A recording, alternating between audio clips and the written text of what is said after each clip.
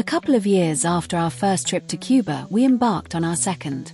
Another all-inclusive package vacation. This time we flew into Varadero and transferred to the south coast, to the infamous Bay of Pigs. This would hopefully put us in the right area for some special species, especially the world's smallest bird, Bee Hummingbird. We took a chance on the hotel, the 3-star Hotel Playa Girón. It sounded lovely, little cottages dotted around a coastal plain.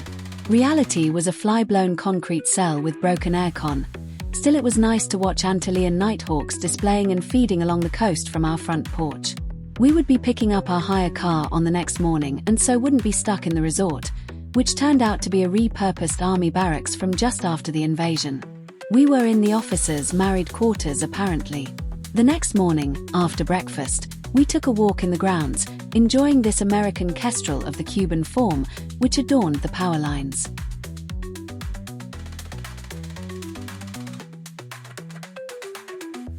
One species that we couldn't avoid seeing was the black land crab. They were everywhere. These terrestrial crabs still need to visit water to release their eggs, so each spring a vast number migrate across land, forest, road, and beach to reach the sea. Unfortunately, not all make it. The road was covered in pink blotches where the crabs had met a very sticky end. Turkey vultures were happy though.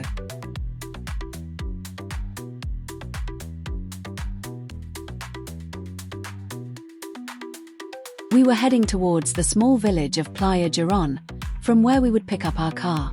On the way, we were pleased to renew our acquaintance with greater Antillean grackle and grey kingbird. Rather less expected was a small flock of upland sandpipers, considered to be rare and transient in Cuba. They shared their space with a couple of killdeer, surprisingly difficult to spot as they hunkered down in the grasses.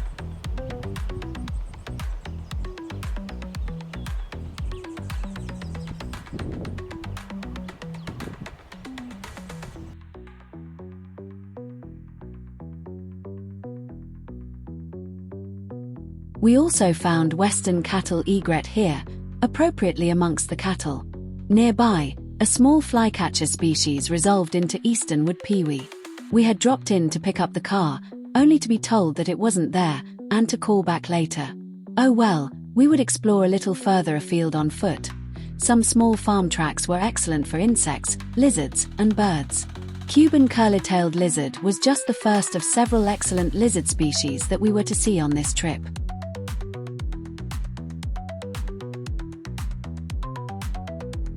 Loggerhead kingbird posed nicely too. This was another species that we'd seen on our last trip, but it was nonetheless welcome despite that.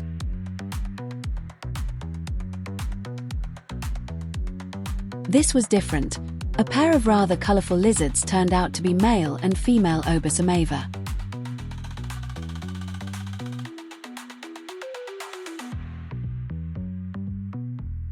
We headed back to the hotel for lunch and then returned to the village, where a car had finally arrived.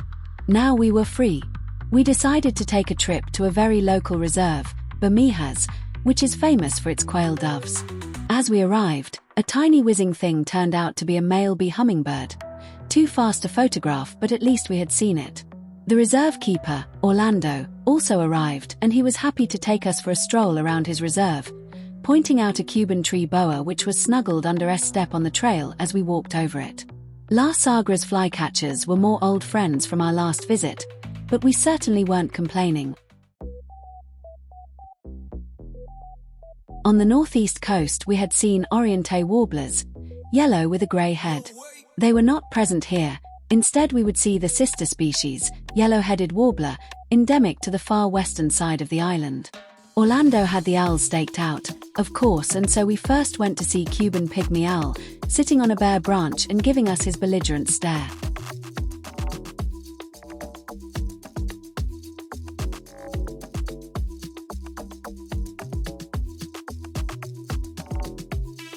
A charming new woodpecker for us was the Cuban green woodpecker. We hadn't managed to come across this Cuban endemic species on our last trip. Not too far away was a substantial tree stump. Orlando gently scratched on the bark and out popped a bare-legged owl. We had seen the species on our previous visit when out in the field with Pedro Regalado, but this was an even better view. Orlando also offered to take us off reserve in search of red-shouldered blackbird and, especially, Fernandina's flicker. The blackbirds were fairly easy along this stretch of road, but not near enough for a photo. Orlando had located a nest hole for Fernandina's flicker, and we were lucky enough to find one in residence. This male bird eventually left the nest hole and flew to a nearby tree where we were able to fully enjoy the view. The endemic Fernandina's flicker has an estimated population of less than 800 birds and is therefore one of the most endangered woodpecker species in the world. The population, although never high, has been further reduced by habitat loss and predation of nests by West Indian woodpeckers.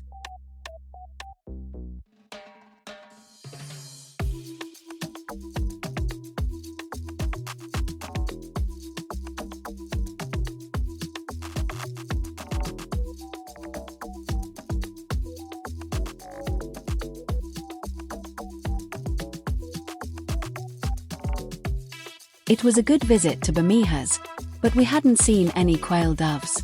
Orlando said that the best time for them would be in the morning, so we arranged to meet up again with him at the reserve tomorrow. Pausing only to say hello to the lovely Cuban toady, we headed back to Playa Girón, the Invasion Museum and the Antillean nighthawks hawking the beach.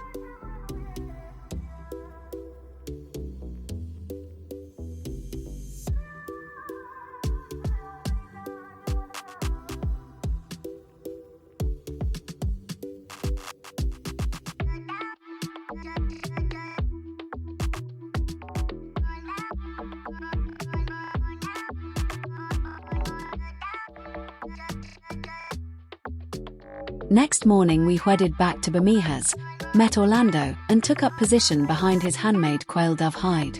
Apparently the birds like to wander the track in the early morning. Success! We saw 3 species, ruddy quail dove, the splendid blue-headed quail dove and this, the grey-fronted quail dove. Unfortunately, low light and distance meant that we only got shots and footage of the grey-fronted.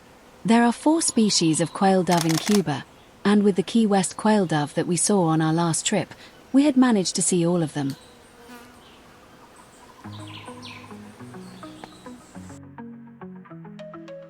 Another new species for us was the Caribbean land hermit crab.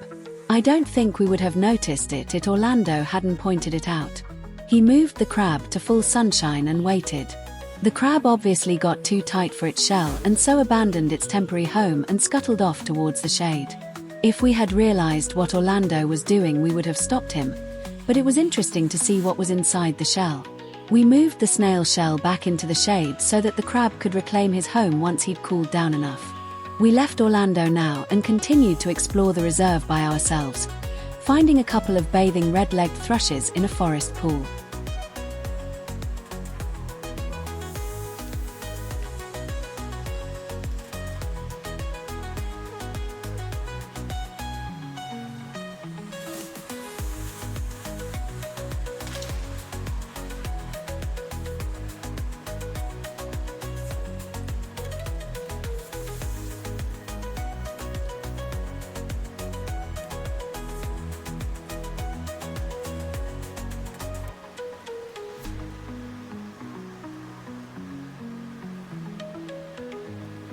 After lunch we headed out along the coast towards Playa Larga, just looking for good birdie areas.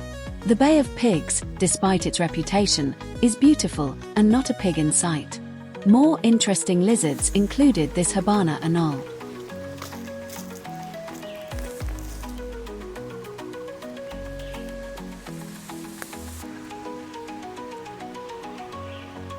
This afternoon seemed to be the one for lizards and insects.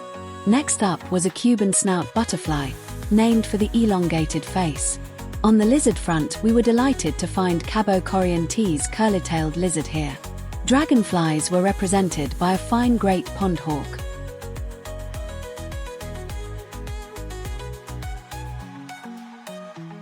Our third curly-tail species was the northern curly-tailed lizard. This one really did live up to his name.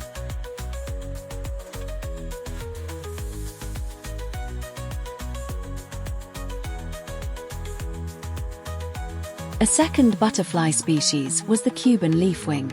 And of course we saw Cuban toady in almost every bush. It was hard to remember that on the last trip we had really struggled to see one of these colorful birds, until we connected the tick-tick call with the bird and realized that they were everywhere.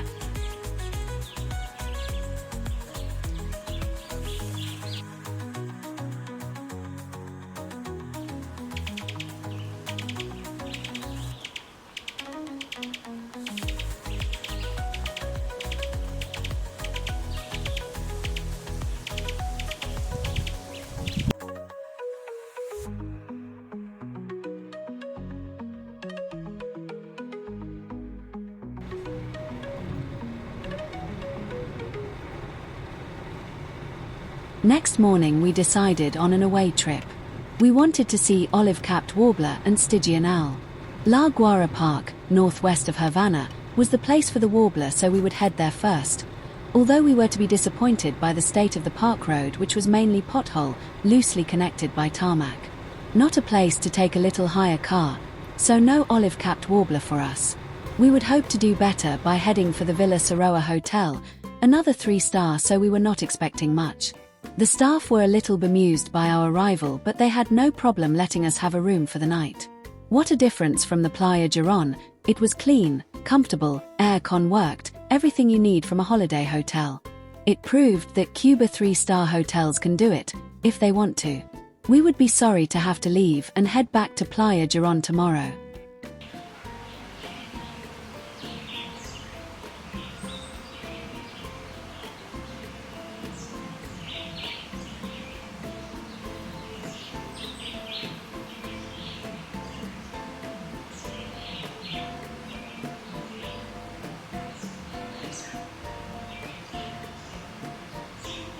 We were amused by this male West Indian woodpecker, poking out of his nest hole in the hotel garden.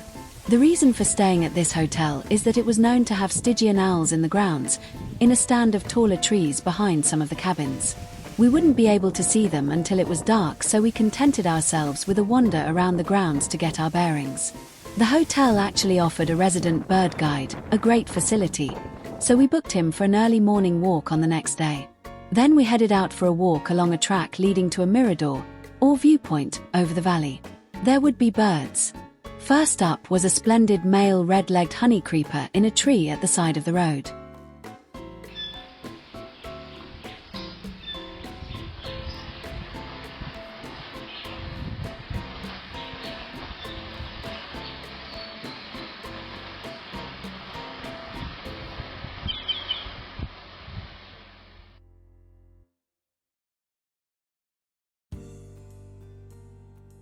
The Mirador Trail was pretty rough, but the view was spectacular.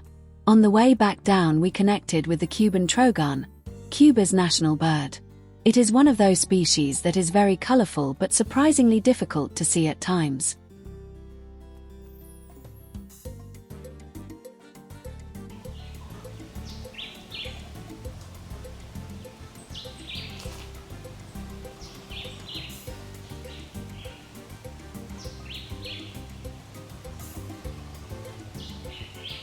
Okay.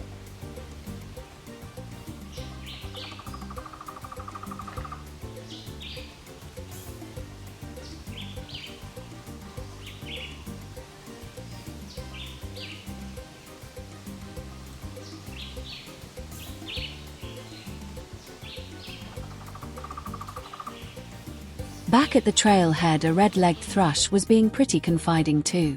That evening, after dark, we headed to the tall copse and successfully located the Stygian owls, hearing the calls and getting fleeting glimpses in torchlight.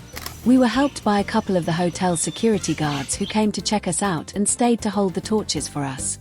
We returned the favor, holding the torches while the guys took their own looks using our binoculars. They were very pleased to get a view of their owls. Next morning, the bird walk with Alberto, the hotel's guide, found Cuban grassquit, another of those birds that we'd looked for and not found on our previous trip. The Hotel Villa Saroa had been a great choice and we were pleased we'd made the effort of the trip. Now though, we had to make our way back to Playa Girón. It might be grotty, but it was very well placed for a target area, Zapata Swamp, and we still had to go there. On the way back we stopped to view some reservoirs with feeding brown pelicans. Not new, of course, but a nice addition to the trip list.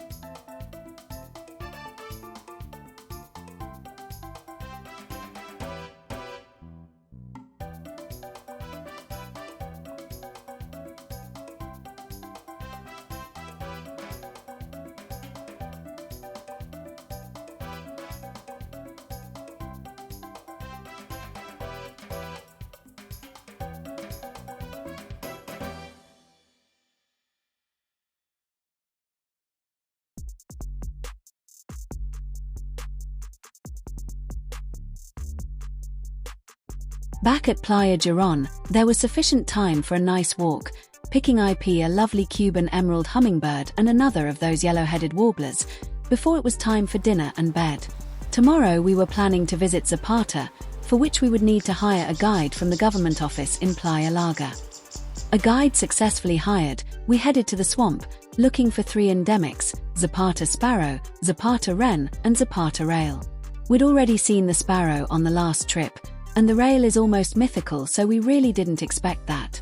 The wren was a possibility though. It was windy, but we did manage to hear and see fleeting glimpses of the wren, so job done. Our guide then offered us a look at a nesting bee hummingbird, and we were taken to a small woodlot.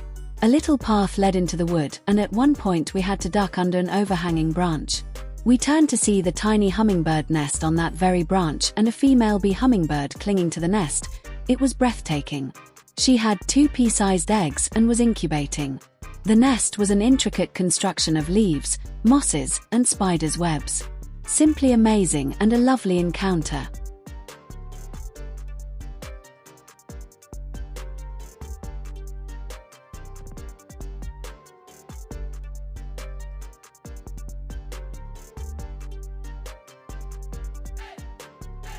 Next we would head to Las Salinas, a wetland area accessed by a dusty track lined with Cuban golden warblers, a confusing bird that is, perhaps, a subspecies of yellow warbler or might, by now, be its own species.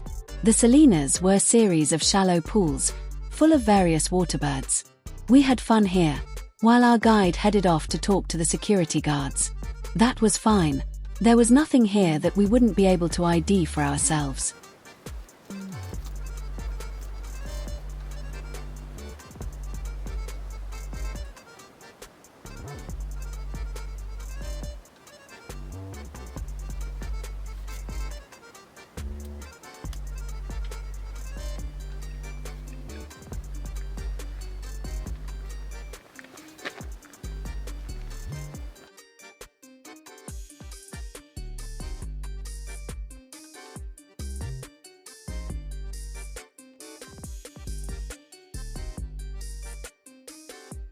A nice mixture of species included black-necked stilts, great blue heron, and white ibis.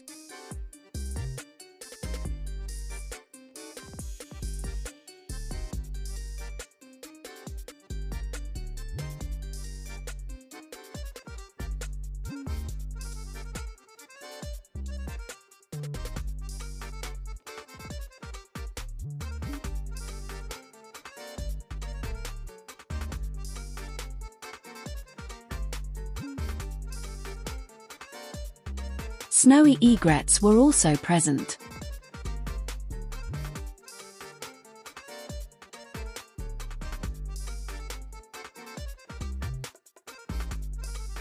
Both adult and immature reddish egrets were nice to see.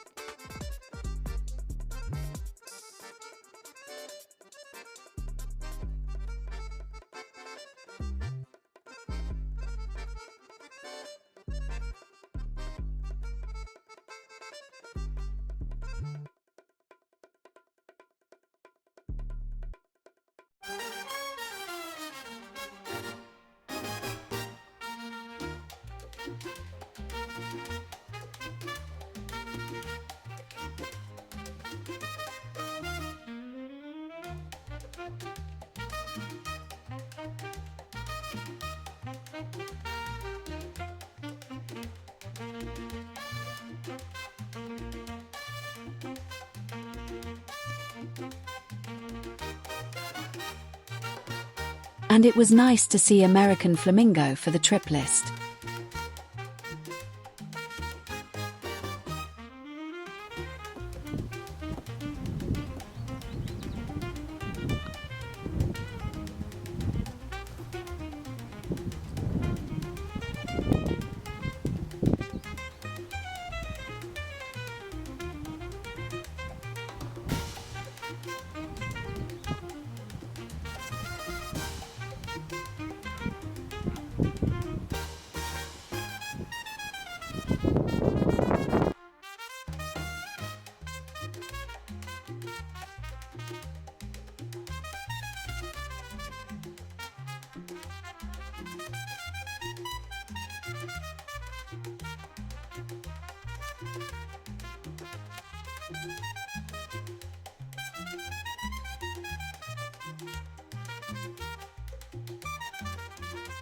Another new bird for the trip was tricolored heron.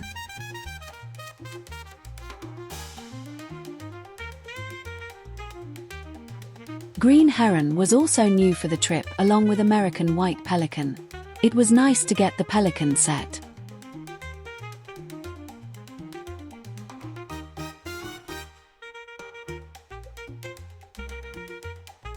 Time to return our guide to the office and to leave Zapata. We'd had mixed fortunes. The wren was ticked, but we'd have liked better views. The waterbird pools were excellent even if there was nothing new there, and the bee hummingbird had been the star of the day. Back now to the area around the Bay of Pigs, south of Playa Larga, looking for birdie bits. Dragons were obvious. Band-winged dragonlets were very prevalent here.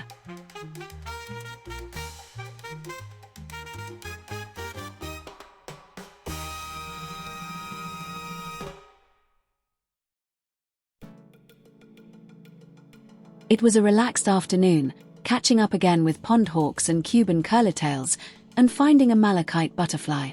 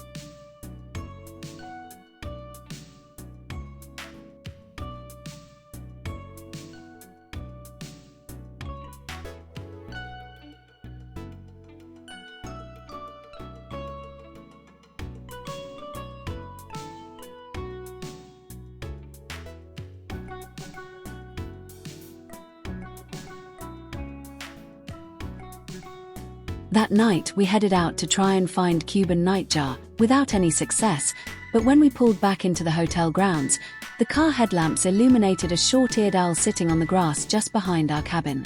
This is the Cuban race of short-eared owl and, who knows, may one day be considered its own species.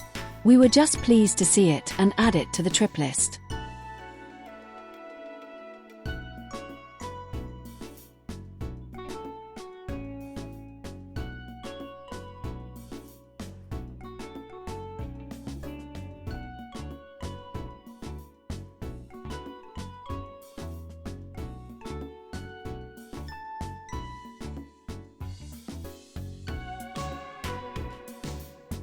This would be our last full day in Cuba and we would be handing the car back later, so we resolved to make a bit of a round trip, getting another look at Fernandina's flicker, if we could.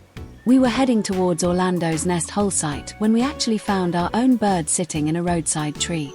It's always satisfying to find your own birds.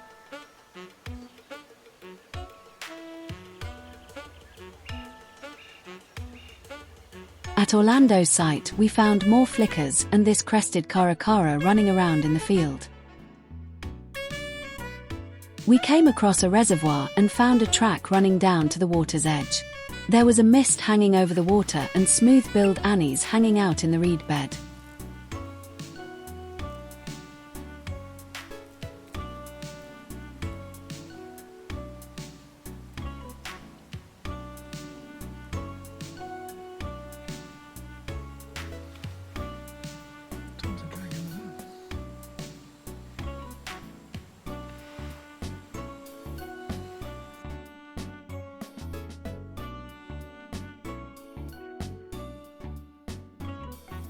Another immature reddish egret caused a little consternation until it came close enough for a good view.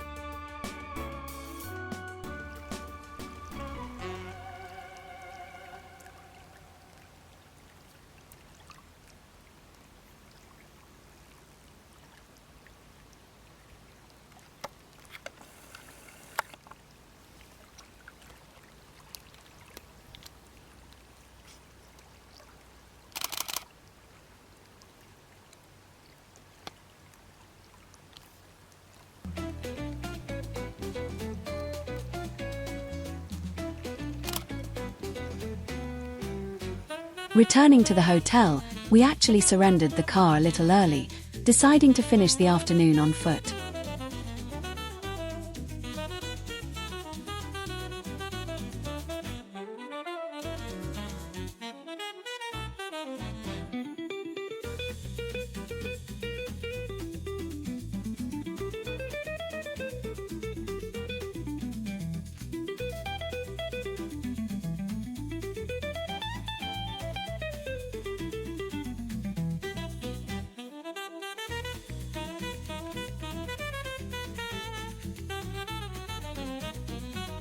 Cuban blackbird, an endemic species, were pretty common in the grounds, which doesn't explain why it took till the last day to get any sort of photo.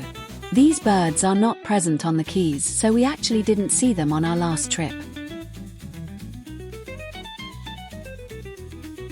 It was very nice to catch up again with great lizard cuckoo. It might be the last day, but we were still finding species new for the trip.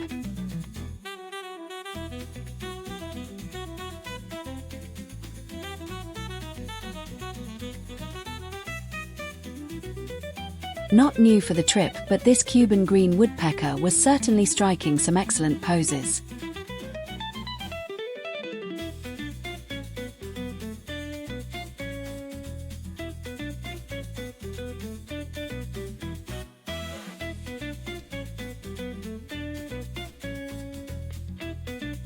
We also caught up once again with Cuban vireo.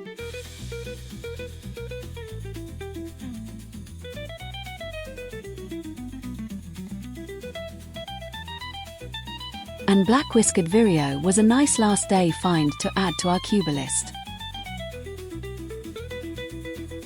So that was it for our second trip to Cuba. We'd done okay for picking up the remaining endemic species, with Bee Hummingbird and Fernandina's flicker definitely being the highlights of the trip.